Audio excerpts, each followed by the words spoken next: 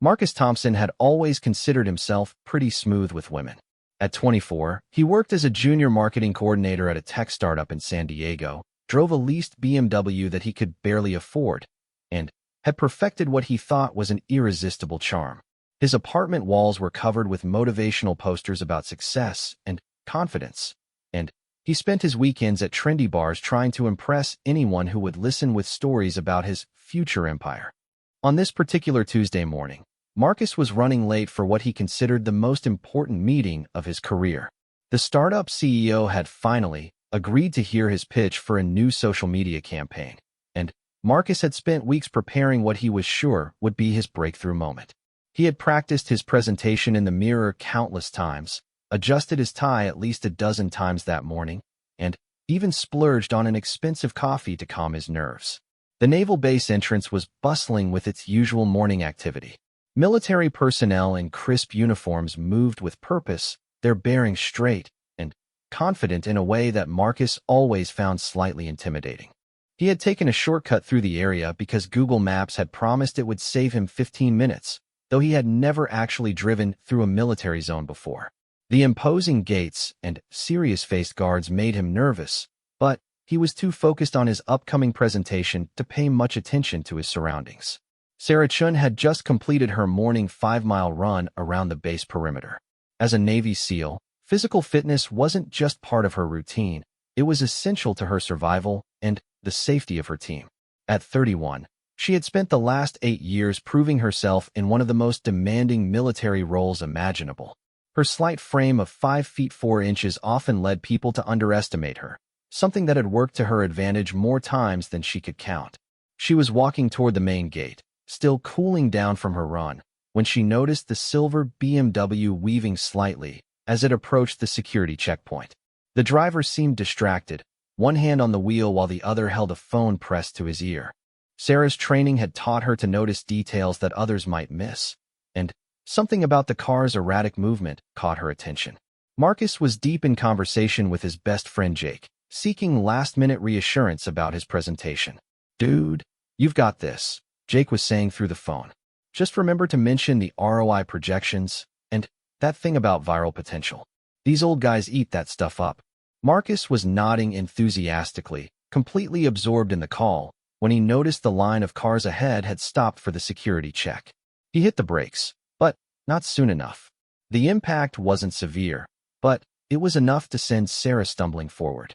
She had been walking parallel to the road when the BMW's front bumper clipped her hip, causing her to lose her balance and fall hard onto the asphalt. The phone flew from Marcus's hand as he jerked the steering wheel, his car coming to an abrupt stop just past where Sarah had fallen. For a moment, everything was silent except for the sound of car engines and distant military radio chatter. Marcus sat frozen in his driver's seat, his mind struggling to process what had just happened. The adrenaline hit him like a wave, and his hands began to shake as he fumbled to unbuckle his seatbelt. He could see a figure on the ground behind his car, and panic set in as he realized he had actually hit someone. His carefully planned morning, his important presentation, his confidence, everything evaporated in an instant. Sarah rolled to her side and pushed herself up, immediately assessing her body for injuries. Her hip throbbed where the car had made contact, and she could feel the sting of road rash on her palms where she had tried to break her fall. But her training kicked in automatically. She had endured far worse during Hell Week and countless missions. This was manageable. Marcus finally managed to get out of his car, his legs unsteady as he approached the woman he had struck. Oh my God, I am so sorry," he stammered, his voice cracking with anxiety. "Are you okay? Should I call an ambulance? This is terrible. I can't believe this happened." He was wringing his hands, his face pale with shock and fear. Sarah stood up slowly, brushing dirt from her workout clothes. She looked up at the young man who was clearly having some kind of breakdown, taking in his expensive suit, perfectly styled hair, and the general air of privileged panic that surrounded him. He was attractive in a conventional way, she supposed, but there was something immediately off-putting about his complete lack of composure in a relatively minor situation. "I'm fine," she said quietly, her voice steady and controlled. "But you need to calm down." Marcus blinked at her response. He had expected tears, anger, threats of lawsuits. Not this calm, almost clinical assessment. But I hit you with my car, he said, as if she might not have noticed. You could be seriously injured. We should get you checked out. I have insurance, good insurance. This is all my fault. Sarah studied him more carefully. Everything about him screamed inexperience and privilege. His panic was genuine, but it was the kind of panic that came from someone who had never faced real adversity. She had seen this type before, usually young officers fresh out of the academy who had never been in actual combat, who fell apart the moment something didn't go according to plan. "What's your name?" she asked, her tone neutral but firm. "Marcus," he replied quickly. "Marcus Thompson. I work at Tech Flow Solutions downtown. I was on my way to a meeting, which is why I was distracted, but that's no excuse. I should have been paying attention. This is exactly the kind of thing my mom always warned me about. I knew I shouldn't have taken this route." Sarah almost smiled at his rambling confession. "Marcus, I need you to take a deep breath and focus. Are you hurt?" The question seemed to confuse him. "Am I hurt? You're the one who got hit by a car." "I'm fine." "Well, I'm not fine. I'm completely freaking out, but physically I'm okay." "Good," Sarah said simply. "Then, let's figure out what we need to do here." Marcus looked around frantically, suddenly, aware that they were attracting attention from military personnel and other drivers. Several people in uniform were walking toward them, and his panic ratcheted up another notch. "Are those soldiers coming over here? Am I going to get arrested? Is hitting someone on a military base like a federal crime or something?" Sarah watched as a few of her colleagues approached, their expressions professional but concerned. She caught the eye of Petty Officer Rodriguez, who she had worked with on several training exercises, and gave him a subtle shake of her head that said she had the situation under control. "Everything okay here, Chun?" Rodriguez asked, using her last name as was customary.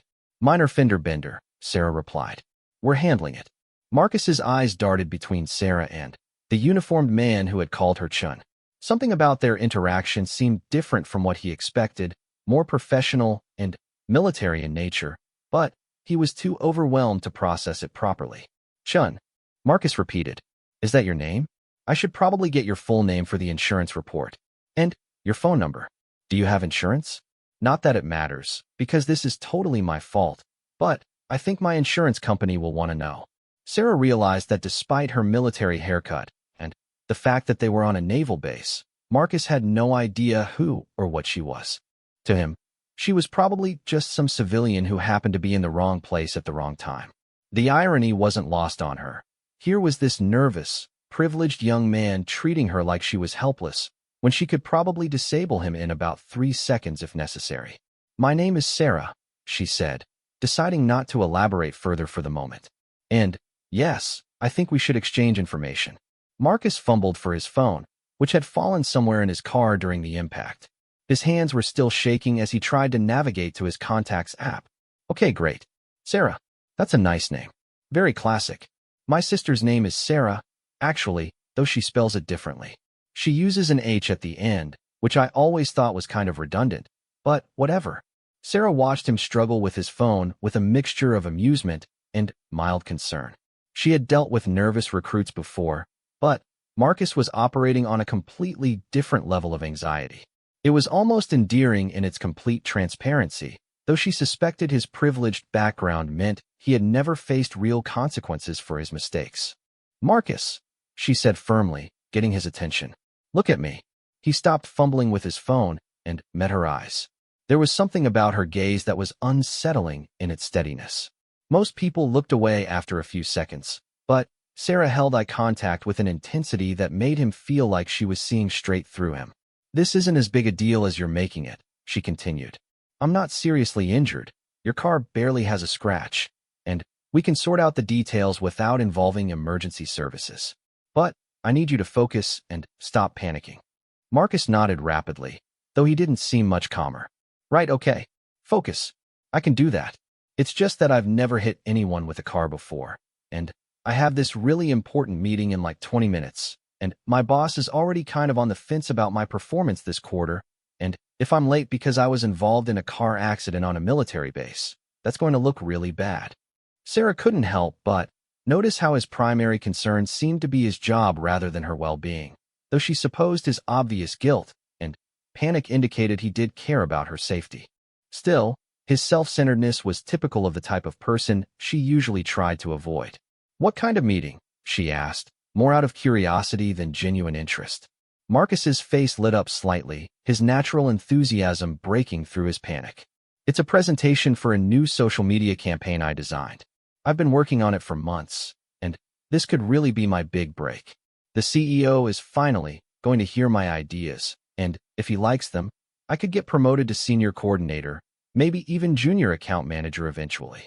Sarah listened to his explanation with growing amazement.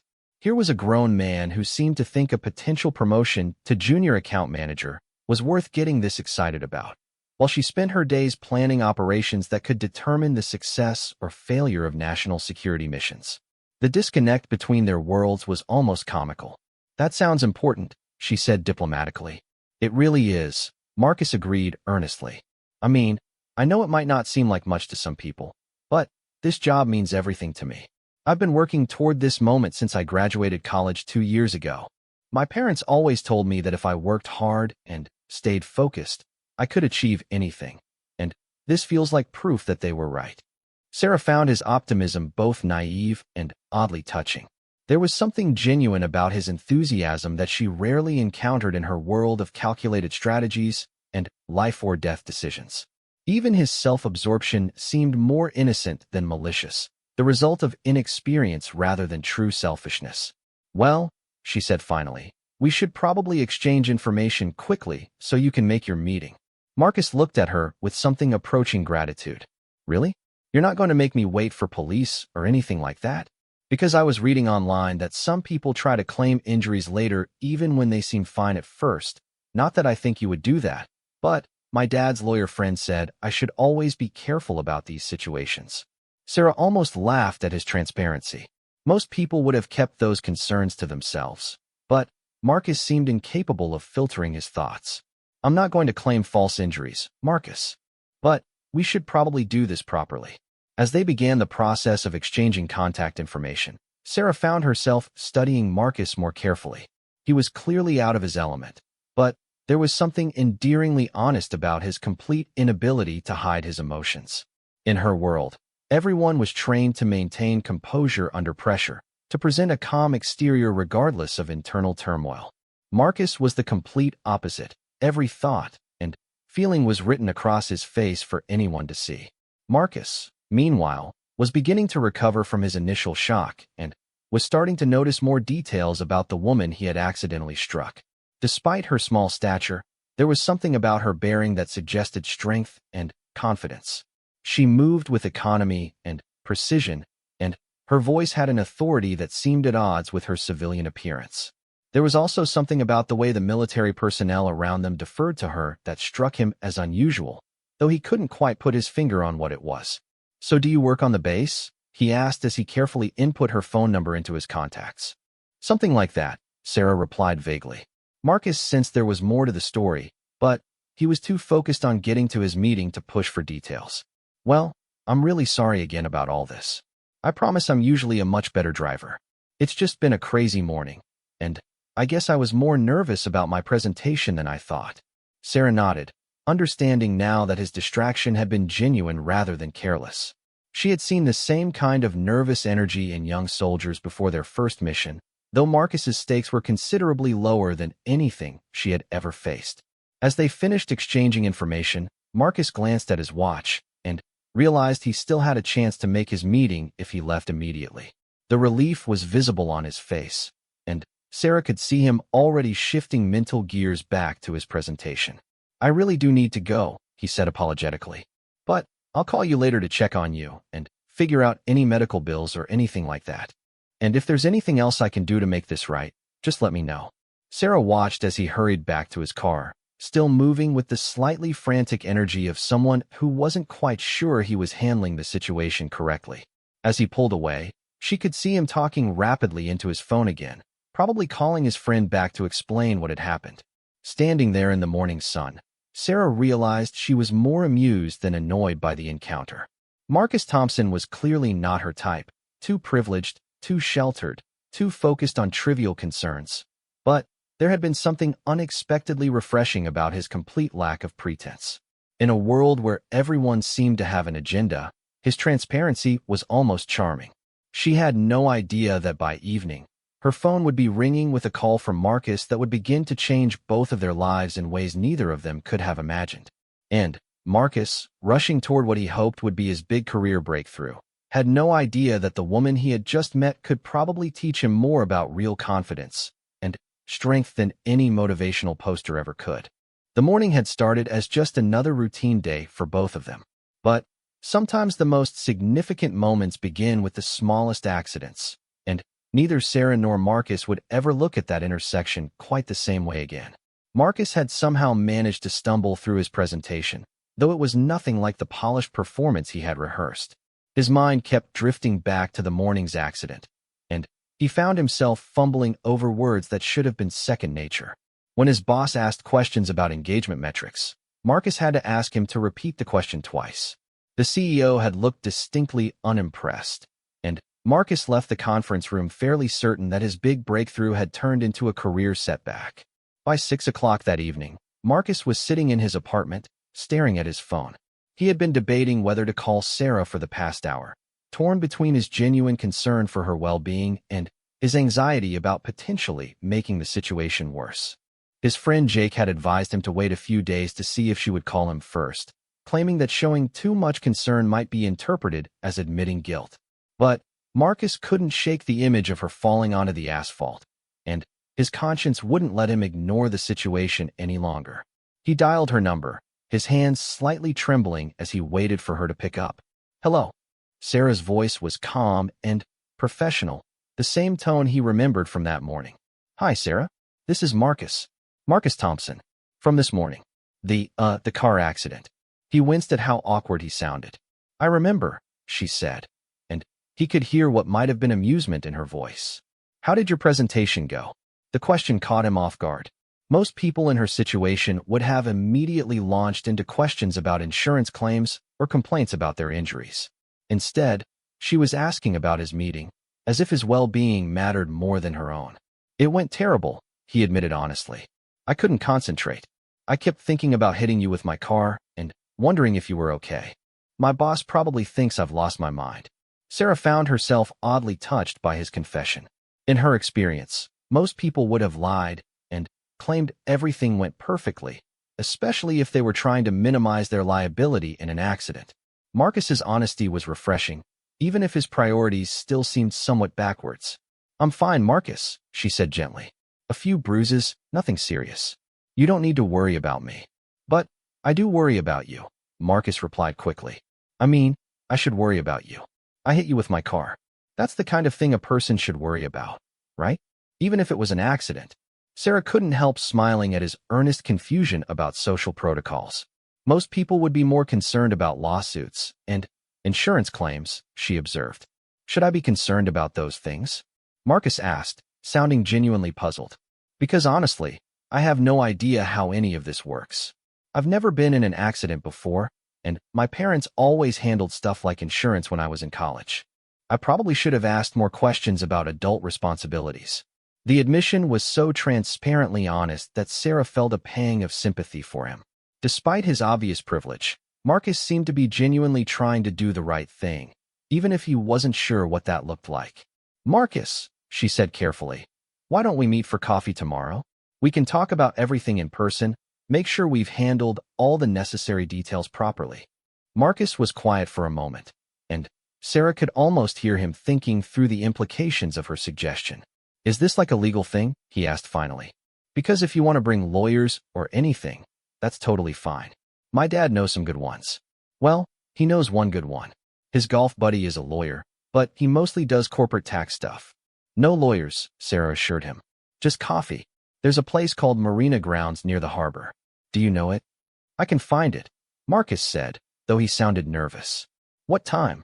"How about 7:30? Before work." 7:30 in the morning? Marcus's voice cracked slightly. "That's really early. I mean, I can do early, but I'm usually more of a 9 o'clock kind of person. My brain doesn't really start working until I've had at least 2 cups of coffee and maybe a protein bar."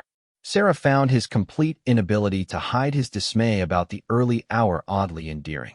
"We can make it 8 if that's better." "8 is good," Marcus agreed quickly. "8 is much better. I can definitely handle 8.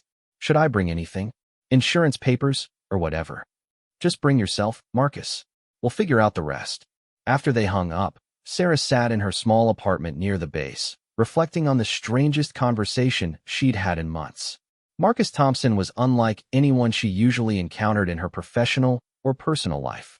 The men she typically dealt with were either fellow military personnel who had been trained to project strength and competence at all times, or civilians who tried to impress her with exaggerated stories of their own accomplishments and adventures. Marcus was different. He seemed genuinely vulnerable, almost childlike in his transparency and his confusion about how to handle an adult situation. There was something refreshing about someone who didn't feel the need to pretend he had everything figured out, even if his sheltered background was obvious in every interaction. Sarah's apartment was spartanly furnished, but impeccably organized. Her military training showed in every detail, from the precisely made bed to the equipment bag that sat ready by the door in case she received emergency orders. On her small kitchen table sat a stack of mission reports she needed to review before tomorrow's briefing, each one documenting operations that Marcus could never imagine in his worst nightmares. She found herself wondering what Marcus would think if he knew what she really did for a living. Most civilians had romanticized notions about special forces, gleaned from movies and television shows that bore little resemblance to reality. They imagined constant action and heroics, not the months of careful planning, intensive training, and psychological preparation that made up the bulk of her professional life. Marcus, meanwhile, was pacing around his apartment, trying to process the conversation he'd just had. Something about Sarah's voice had been different on the phone, more relaxed than it had been during their brief encounter that morning. But there had also been something else, a quality he couldn't quite identify.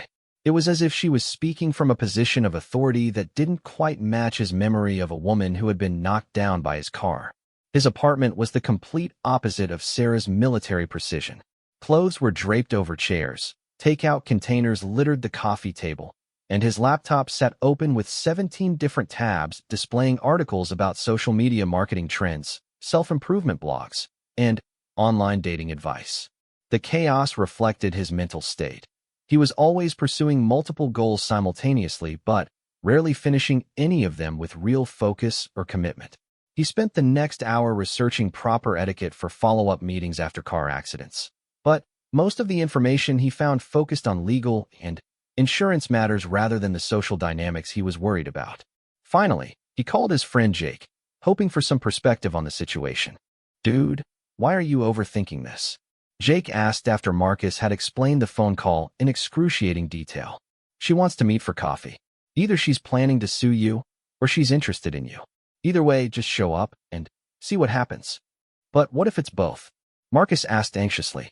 "What if she's interested in me and planning to sue me? Is that even legal? Can you date someone who's suing you?" Jake laughed. "Marcus, you have the weirdest problems. Just meet her for coffee and figure out what she wants. And maybe try not to hit her with your car again." Despite Jake's casual attitude, Marcus spent most of the night lying awake, replaying every moment of their brief encounter and trying to imagine how their coffee meeting might go. He practiced different conversations in his head, ranging from formal insurance discussions to casual getting-to-know-you exchanges. He even rehearsed several different apologies, trying to find the right balance between taking responsibility and not sounding completely pathetic. Sarah, by contrast, slept soundly after completing her evening workout and reviewing her mission materials. Her years of military training had taught her to compartmentalize different aspects of her life, and she had no trouble setting aside her curiosity about Marcus Thompson in favor of the more pressing demands of her professional responsibilities. The next morning, Marcus arrived at Marina Grounds 15 minutes early, despite his usual struggles with punctuality. He had changed clothes 3 times, finally settling on what he hoped was a casual but responsible look that would strike the right tone for their meeting. He ordered a large coffee and found a table near the window where he could watch for Sarah's arrival. The coffee shop was busy with the morning rush of military personnel and defense contractors grabbing caffeine before heading to work. Marcus felt slightly intimidated by the number of people in uniform around him, their crisp appearance and confident bearing making him acutely aware of his own civilian softness.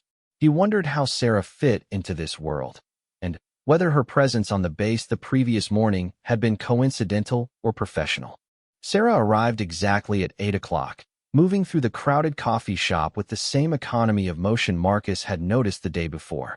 She was wearing jeans and a simple t-shirt, but somehow still projected an authority that made people unconsciously step aside as she passed.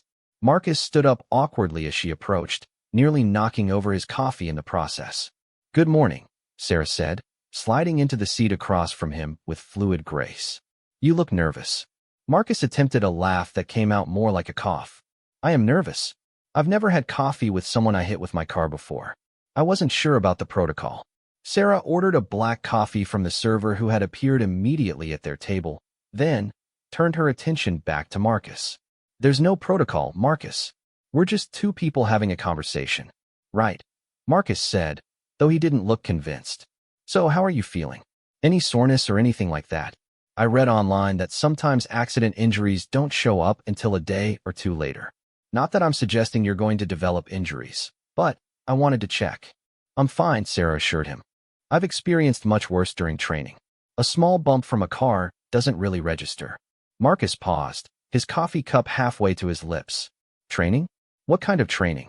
Sarah realized she had let slip more information than she had intended. She studied Marcus's face, trying to gauge how much she should reveal about her background. His confusion seemed genuine, and there was something about his transparent anxiety that made her feel he could be trusted with at least part of the truth. "I'm in the military," she said simply. "Navy."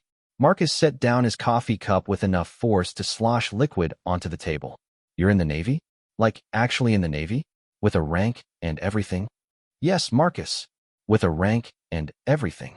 Marcus stared at her for a long moment, trying to reconcile this information with his memory of the small woman he had accidentally struck with his car. "What's your rank?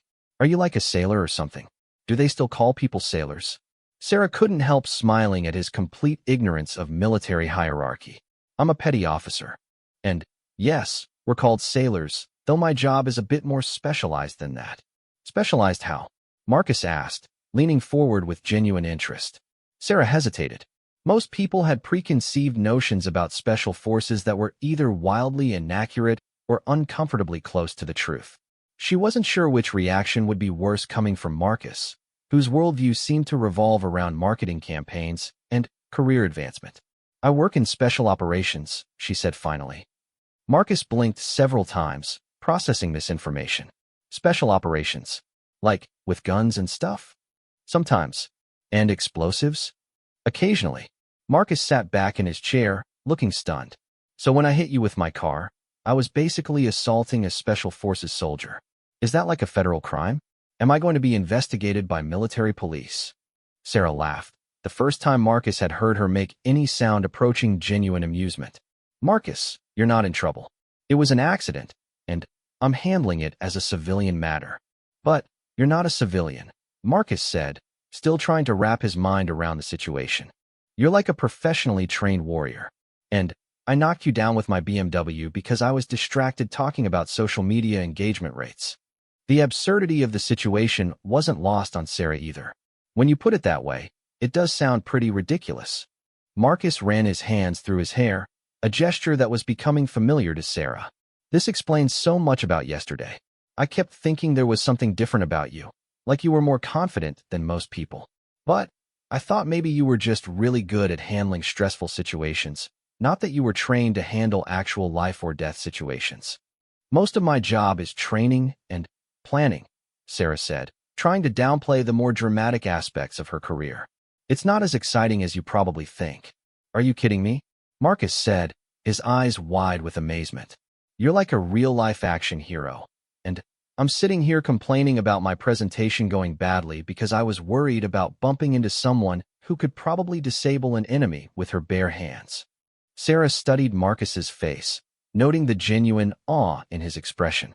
There was no skepticism or challenge to her claims, just pure amazement, and what looked like growing respect. It was a refreshing change from the usual reactions she received, which ranged from disbelief to uncomfortable sexual fascination. "Marcus," she said gently, "I'm still just a person. The same person you met yesterday." "No, you're not," Marcus said firmly. "Yesterday, I thought I had accidentally hurt some innocent bystander. Today I find out I basically tried to take down a Navy SEAL with my car. That's completely different." "I never said I was a SEAL," Sarah pointed out, though she didn't correct his assumption. Marcus leaned forward again, his initial nervousness replaced by intense curiosity. "What's it like, being in special ops?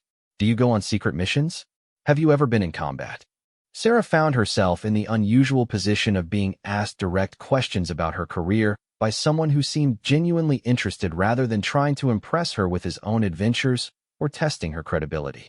Marcus's questions were naive but sincere, and she realized she was actually enjoying his unguarded enthusiasm. "It's challenging work," she said carefully. "Physically and mentally demanding. It requires a lot of training and preparation, and yes, sometimes it involves dangerous situations." "That's incredible," Marcus breathed. "I mean, the most dangerous thing I do at work is when the coffee machine breaks down and people get cranky. How do you handle the stress of knowing you might be putting your life at risk?"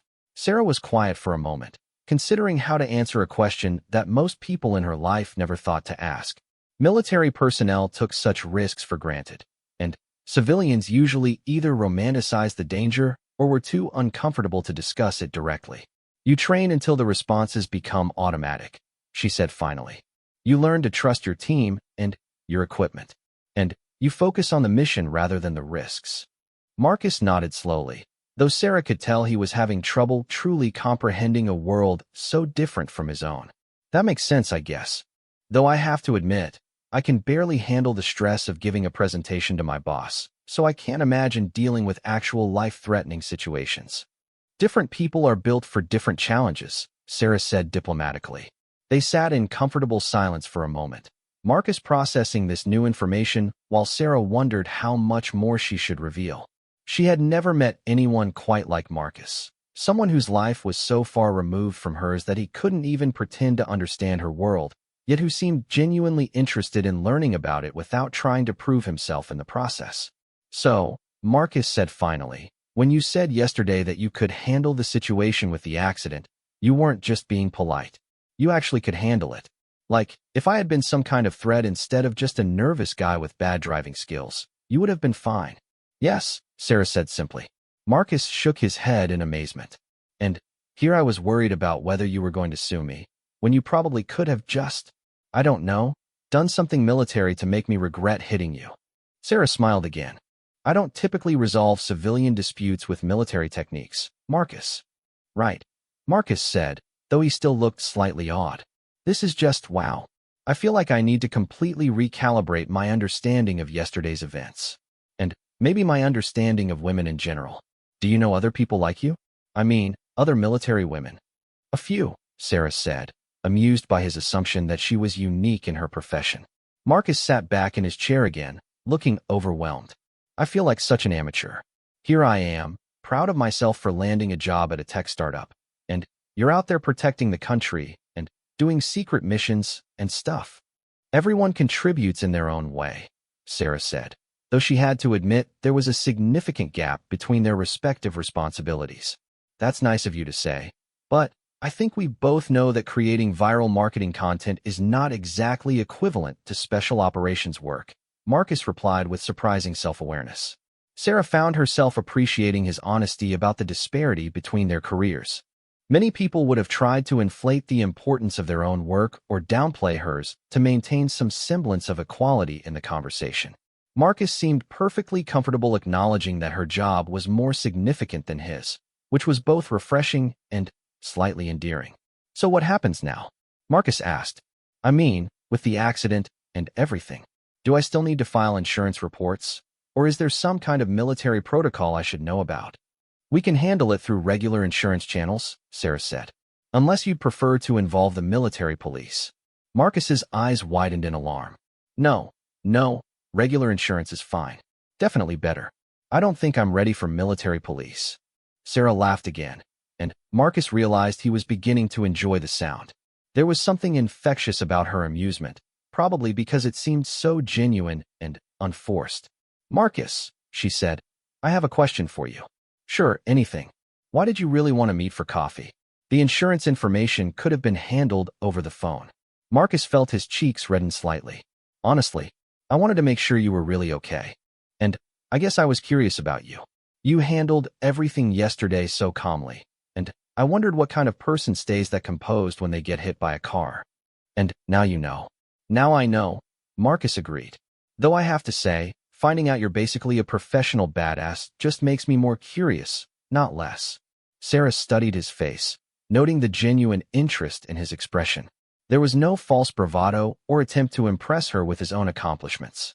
Marcus seemed perfectly content to be the amateur in their dynamic, which was a refreshing change from her usual interactions with civilians who felt compelled to prove their own toughness or competence. "Marcus," she said finally, "would you like to have dinner sometime? Somewhere that doesn't involve car accidents or insurance forms." Marcus nearly choked on his coffee. "Are you asking me out? Because if you are, the answer is definitely yes. But I want to make sure I'm not misunderstanding the situation." "I'm asking you out," Sarah confirmed. Marcus grinned, his nervousness finally giving way to genuine excitement. "That's amazing. I mean, I was hoping, but I wasn't sure if it would be appropriate, given the circumstances. Plus, I figured someone like you would probably be interested in guys who are more, military-type guys. People who could keep up with your lifestyle." "Maybe I'm interested in something different," Sarah said, surprised by her own words. As they made plans for their dinner date, both Sarah and Marcus realized they were embarking on something neither of them had expected. Marcus had gone from thinking he was dealing with a simple car accident to discovering he had accidentally met one of the most intriguing women he had ever encountered. And Sarah, who usually avoided complications in her personal life, found herself drawn to someone whose transparency and vulnerability were unlike anything she experienced in her professional world. Neither of them could have predicted where their unlikely connection would lead, but both were beginning to sense that their accidental meeting might turn out to be the beginning of something significant. Marcus had spent 3 hours getting ready for dinner, changing outfits 4 times, and Googling everything from what to wear on a date with a military woman to how to impress someone who could probably kill you with their bare hands. He had finally settled on dark jeans and a button-down shirt, hoping to strike a balance between casual and respectful. His friend Jake had offered to coach him through the evening via text messages, but Marcus had decided he needed to handle this one on his own.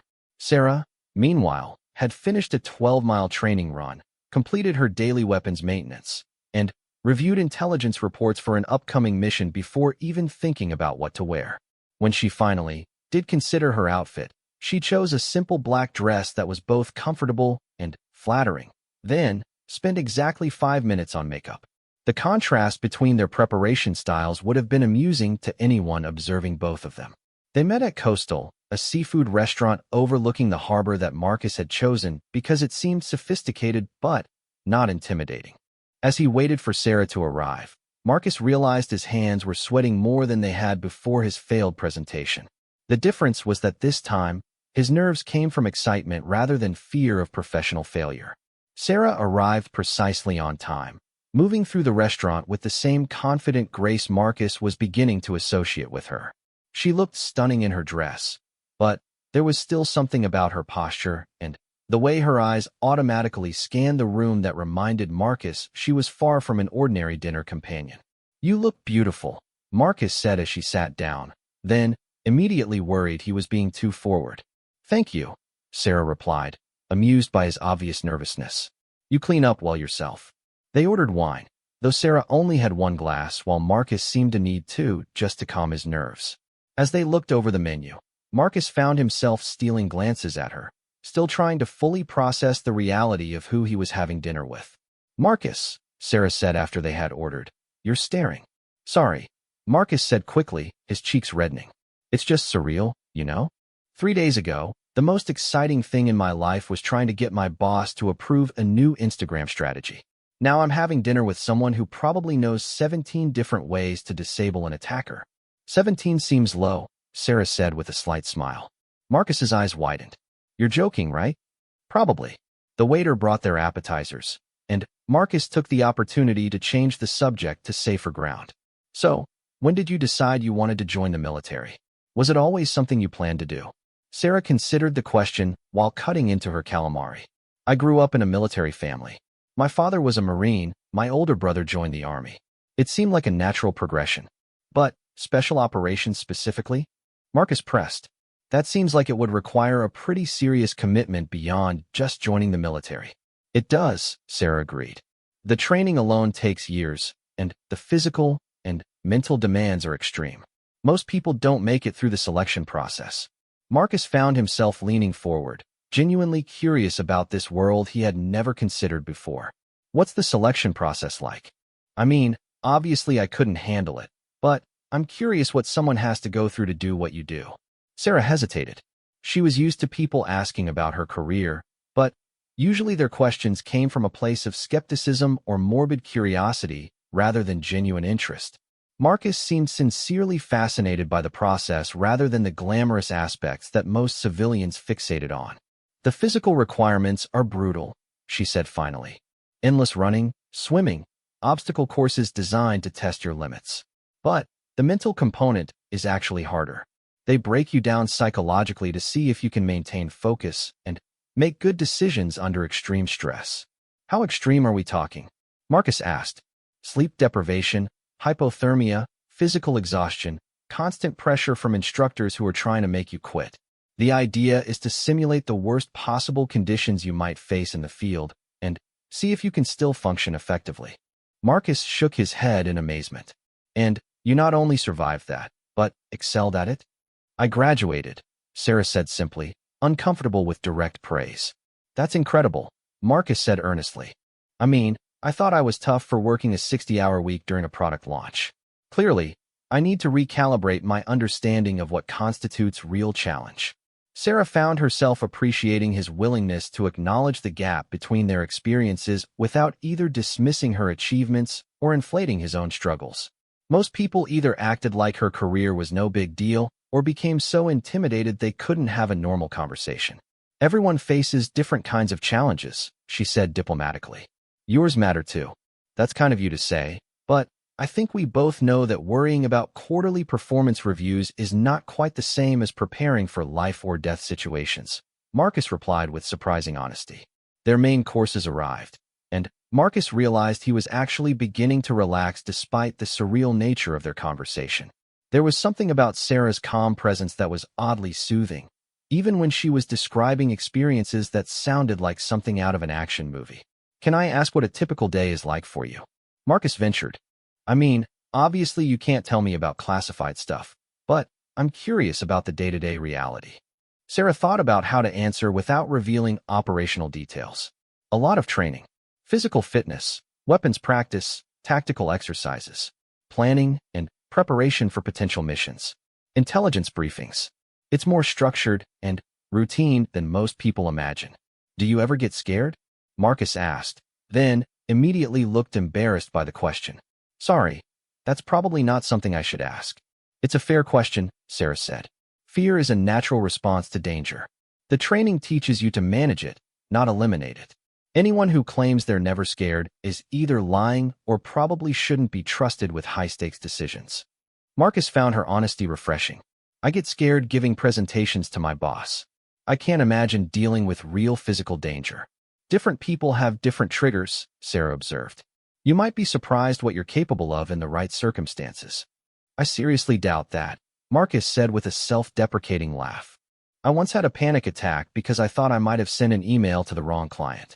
I'm pretty sure I'm not Special Forces material. Sarah studied his face, noting the genuine self-awareness in his expression. Unlike many men she had encountered, Marcus didn't seem to feel the need to prove his own toughness or downplay her abilities to make himself feel better. His comfort with acknowledging her superior skills in certain areas was actually quite attractive. Marcus, she said carefully, can I ask you something? Of course. Why did you ask me out? I mean, really. We come from completely different worlds, and you seem pretty aware of that. Marcus was quiet for a moment, considering his answer. Honestly, because you're the most interesting person I've ever met. And not just because of what you do for work, though that's obviously fascinating. It's the way you carry yourself, the way you think about things. You're so calm and confident, but not in an arrogant way. And you actually seem to listen when people talk, which is rarer than you might think. Sarah felt unexpectedly touched by his answer. And it doesn't intimidate you? Dating someone who could probably bench press your body weight. Should it intimidate me? Marcus asked with genuine curiosity. Most men seem to find it threatening, Sarah admitted. Marcus considered this. I guess I don't see it that way. I mean, yes, you're obviously much tougher than I am, but that doesn't make me feel bad about myself. It makes me feel like I'm lucky to be having dinner with someone remarkable. Is that weird? It's refreshing, Sarah said honestly. As the evening progressed, Marcus found himself becoming more comfortable with the reality of who Sarah was. Her military background was undeniably impressive, but she was also funny, thoughtful, and surprisingly easy to talk to. She asked questions about his work that showed genuine interest, even though his concerns about social media engagement probably seemed trivial compared to her own responsibilities. So tell me about this presentation that went so badly, Sarah said as they shared dessert. What were you trying to propose? Marcus launched into an explanation of his marketing strategy, initially apologizing for how boring it probably sounded compared to her experiences. But Sarah listened attentively, asking thoughtful questions about target demographics and engagement metrics that showed she was actually paying attention. It sounds like you put a lot of thought into the campaign, she said when he finished. Why do you think your boss wasn't interested? Honestly, I think I came across as unprepared and scattered, which I was, because I couldn't stop thinking about hitting you with my car. It's hard to be convincing about viral marketing potential when you're having flashbacks about accidentally assaulting someone. Sarah laughed. For what it's worth, I think your priorities were in the right place. Caring about someone's well-being is more important than any presentation. Try telling that to my boss, Marcus said, but he was smiling. As the evening wound down, Marcus realized he didn't want it to end. He had never had a conversation quite like this one, equal parts fascinating and comfortable, with someone who challenged his assumptions while also putting him at ease. Sarah, he said as they waited for the check, I have to ask, what do you see in me? I mean, you could probably date anyone you wanted. Why a nervous marketing guy who hits people with his car? Sarah had been wondering the same thing herself. Marcus was unlike anyone she usually found attractive. He wasn't particularly athletic, he had no military background, and his biggest professional challenges involved PowerPoint presentations. By all logical measures, they were completely incompatible. Maybe that's exactly why, she said finally. My world is full of people who are always trying to prove how tough they are, how much they can handle. You're just genuine. You don't pretend to be something you're not, and you don't feel the need to compete with me. That's actually pretty rare. Marcus felt a warmth spread through his chest at her words. So my complete lack of machismo is actually an advantage. Apparently, they walked to their cars together, the conversation continuing naturally despite the late hour. Marcus found himself more reluctant than usual to end the evening, and he sensed Sarah felt the same way. Would you like to see each other again? Marcus asked as they reached Sarah's car. Yes, Sarah said without hesitation. Though I should probably warn you that my schedule can be unpredictable. Sometimes I get called away on short notice. For missions? Marcus asked, the reality of her career hitting him again. Sometimes. Marcus nodded, trying to process the implications. How short notice are we talking? Like hours? Days? It varies, Sarah said carefully. Sometimes I might not be able to contact you for extended periods. Marcus felt a chill that had nothing to do with the ocean breeze. Extended periods meaning what? Weeks? Months? It's possible, Sarah admitted. For the first time that evening, Marcus looked genuinely troubled. And, during these extended periods, you're presumably in dangerous situations doing classified things that I can't know about? Yes. Marcus was quiet for a long moment, and Sarah could see him struggling to process this information. She had dealt with this conversation before with civilian men, and it usually marked the beginning of the end of any potential relationship. Most people weren't equipped to handle the uncertainty and stress that came with dating someone in special operations. Marcus, she said gently, I understand if that's too much to deal with. It's not fair to ask someone to worry about you when you can't even tell them where you are or what you're doing. Marcus looked at her for a long moment, taking in her composed expression and the slight tension around her eyes that suggested she was preparing for rejection. "Can I ask you something?" he said finally.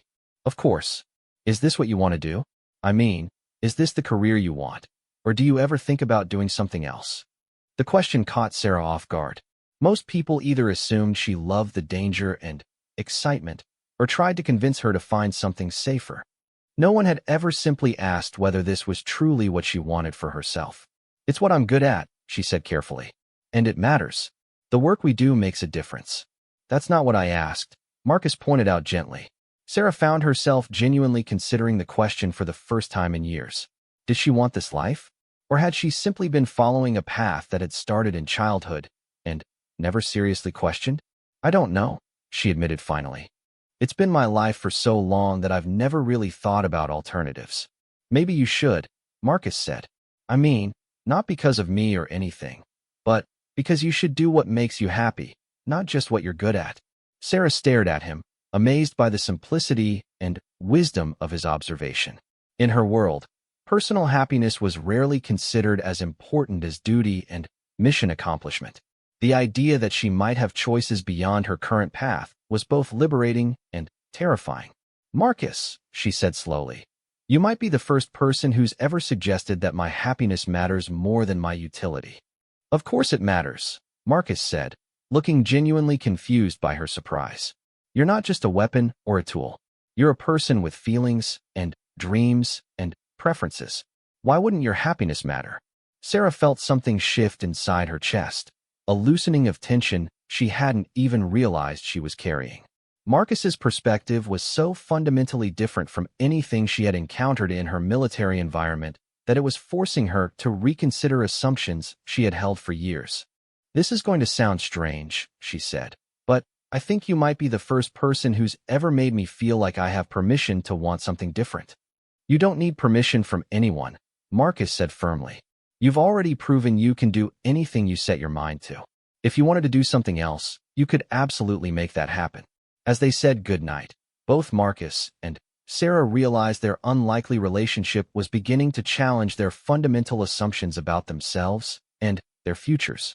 Marcus was discovering that his admiration for Sarah went far beyond her professional accomplishments. He was drawn to her strength and competence, but he was also beginning to see the person beneath the warrior. And Sarah, for the first time in her adult life, was meeting someone who valued her happiness more than her capabilities. Neither of them fully understood where their relationship was heading, but both sensed they were on the verge of discoveries that would change more than just their romantic lives. Sometimes the most significant transformations begin with the simplest questions, and Marcus's genuine concern for Sarah's personal fulfillment was about to unlock possibilities neither of them had previously considered. 3 months after their first dinner, Marcus and Sarah had developed a routine that worked around the unpredictable demands of her military career. Marcus had learned to appreciate the time they had together without constantly worrying about when she might be called away, though he still felt a knot in his stomach every time his phone rang while she was on a mission. Sarah had been deployed twice during their relationship, once for a week-long training exercise, and once for what she could only describe as a classified operation in an undisclosed location that lasted nearly 3 weeks. During her absences, Marcus found himself checking news reports obsessively, looking for any hint of special operations activities that might involve her, though he knew the chances of finding relevant information were virtually zero. The strange thing was that their relationship seemed to be growing stronger rather than weaker under these unusual circumstances. When Sarah returned from deployments, she was always eager to hear about Marcus's mundane but comforting daily routine, his struggles with office politics, his weekend attempts at cooking elaborate meals, his ongoing efforts to convince his boss to approve his increasingly creative marketing proposals. Marcus, meanwhile, had discovered that he genuinely enjoyed being with someone whose experiences dwarfed his own in terms of significance and challenge. Rather than feeling diminished by the comparison, he found Sarah's presence motivating. Her matter-of-fact approach to dealing with extreme stress had actually helped him handle his own professional pressures with more perspective and calm. On this particular evening, they were at Marcus's apartment, sharing takeout Chinese food and catching up after Sarah's return from a 2-week mission she couldn't discuss. Marcus had learned not to ask direct questions about her work, but he could usually gauge how things had gone from her mood and energy level. Rough one? He asked gently as they settled on his couch. More complicated than rough, Sarah replied, which was about as specific as she ever got about operational details. Marcus nodded, understanding that this was all the information he would receive. Well, while you were away doing important classified things, I successfully convinced 3 different clients to increase their social media budgets. So I'd say we're both contributing to society in our own ways. Sarah smiled, appreciating his ability to find humor in their dramatically different professional lives. How did the Johnson campaign turn out?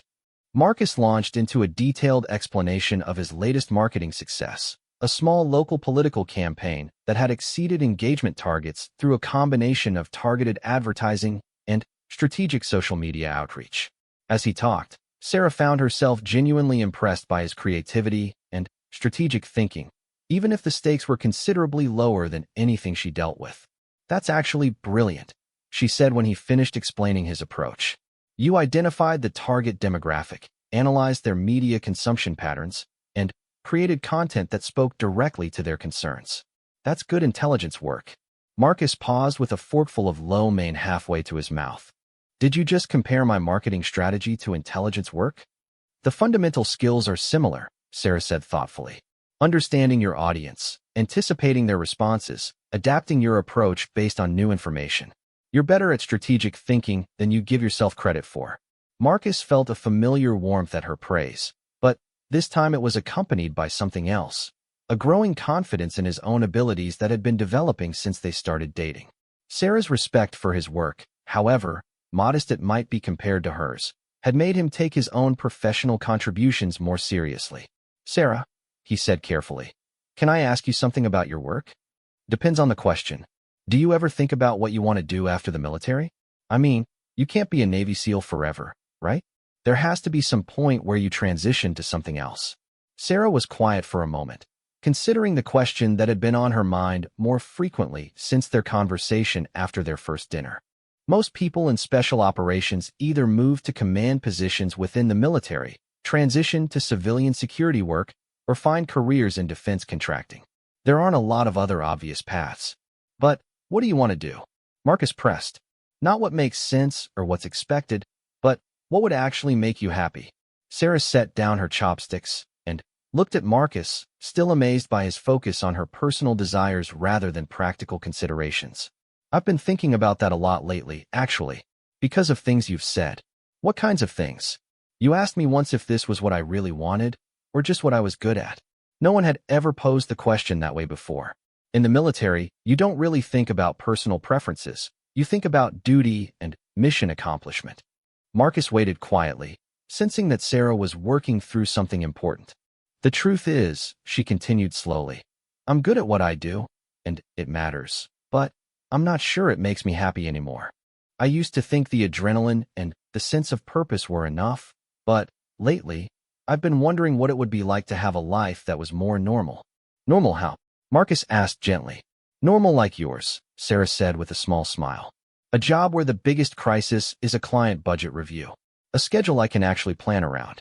The ability to tell people what I do for work without having to give vague answers about classified operations." Marcus felt his heart rate increase as he began to understand the implications of what Sarah was saying. "Are you thinking about leaving the Navy?" "I'm thinking about a lot of things," Sarah admitted. "My current contract is up for renewal in 6 months. I could re-enlist, or I could explore other options." "What kinds of other options?" Sarah had actually been researching this question extensively since their conversation months earlier. Corporate security consulting, private investigation, training, and fitness instruction. There are ways to use my skills in civilian contexts. Marcus tried to keep his expression neutral, not wanting to influence her decision with his obvious preference for any option that would keep her safer and more available. "Those all sound interesting. What appeals to you most?" "Honestly, I've been thinking about the corporate security consulting. It would use my strategic and analytical skills without the physical danger.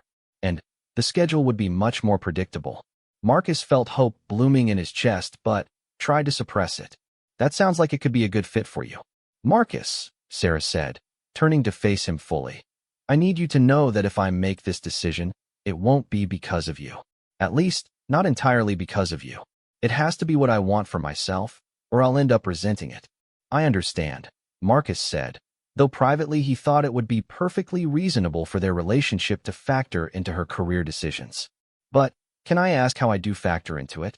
If at all. Sarah considered her answer carefully. You've shown me what it's like to be with someone who sees me as more than just my job. In my world, people are valued primarily for their capabilities and their usefulness to the mission. But you care about whether I'm happy, whether I'm fulfilled as a person. That's made me realize I want those things too. Marcus felt overwhelmed by the weight of her words. Sarah, I don't want to be responsible for you making a decision this big. What if you leave the military and then regret it? What if you miss the work? What if I stay and spend the rest of my career wondering what else I might have done with my life? Sarah countered. What if I keep choosing duty over happiness until I'm too old to change course? They sat in silence for a few minutes, both processing the magnitude of the decision Sarah was contemplating. Marcus understood that her military career wasn't just a job. It was her identity, her community, her entire way of life. Leaving would mean rebuilding herself from scratch in a world she had never really belonged to. Can I tell you something? Marcus said finally. Always. 6 months ago, if someone had told me I would be dating a Navy SEAL, I would have assumed it was completely impossible. Not because I thought I wasn't worthy, but because I thought our worlds were so different that we couldn't possibly understand each other. Sarah nodded, remembering her own initial skepticism about their compatibility. But being with you has taught me that different doesn't necessarily mean incompatible, Marcus continued. You've made me a better person, more confident, more thoughtful about what really matters. And I hope I've been able to offer you something valuable too. You have, Sarah said quietly. You've offered me a different way of seeing myself and my possibilities. Then, whatever you decide about your career, I'll support completely, Marcus said. If you want to re-enlist and continue with special operations, I'll learn to handle the uncertainty and the separations. If you want to try something different in the civilian world, I'll be cheering you on. What matters to me is that you make the choice that feels right for you. Sarah felt tears prick her eyes, an unusual occurrence for someone trained to maintain emotional control in all situations. Do you mean that? Absolutely, Marcus said.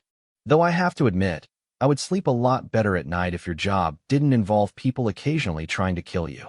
Sarah laughed, wiping her eyes. That is a fair point. Over the following weeks, Sarah began the process of seriously exploring her options for civilian careers. She researched corporate security firms, spoke with former military personnel who had made successful transitions to civilian work, and even reached out to a few companies about potential consulting opportunities. Marcus, meanwhile, had been having his own career revelations. Watching Sarah navigate such a significant life decision had made him reflect on his own professional satisfaction.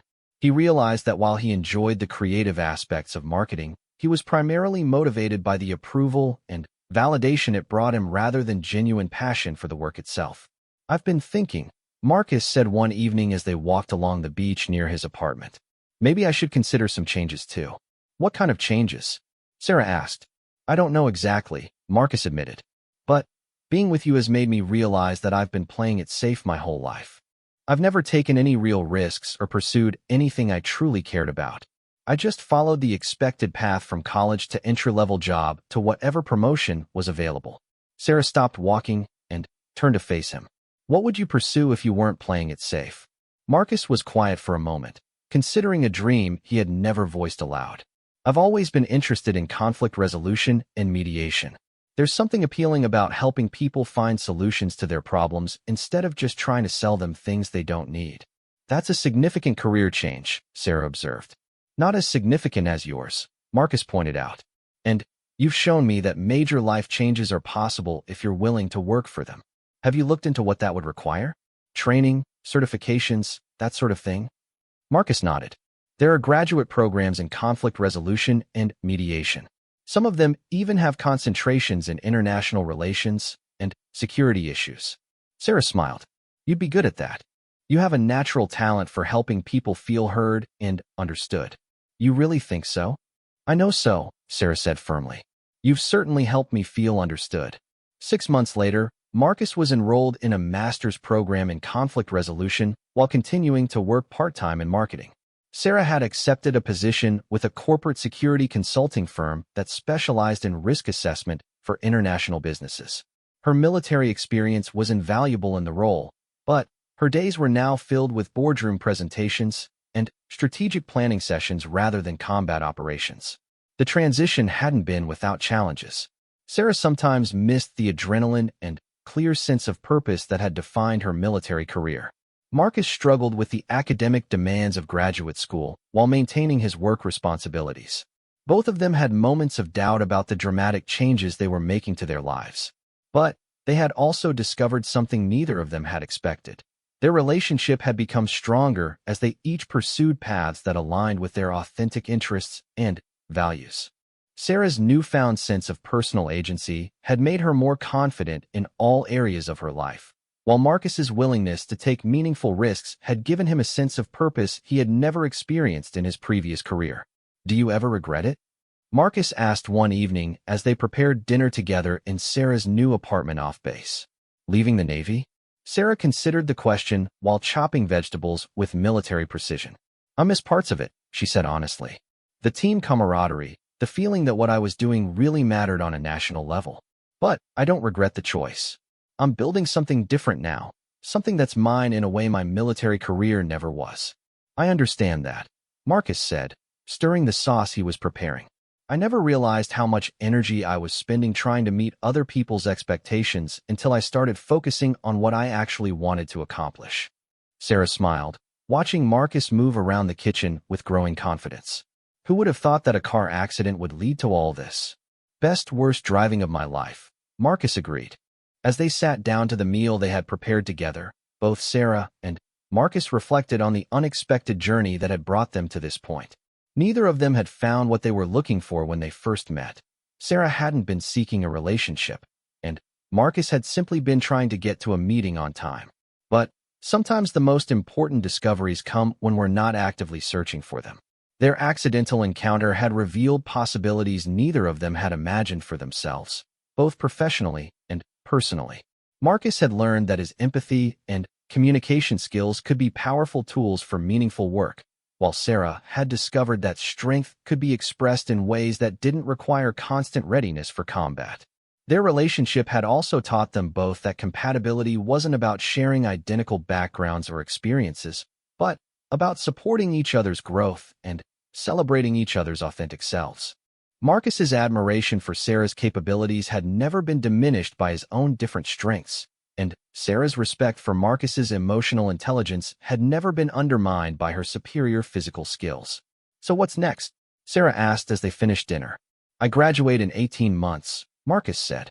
"Then, probably an internship with a mediation organization, maybe some work with Veterans Affairs helping military personnel transition to civilian life." "That would be perfect for you," Sarah said. "And, for me, there's a potential opportunity to head up the West Coast division of the consulting firm if things continue to go well."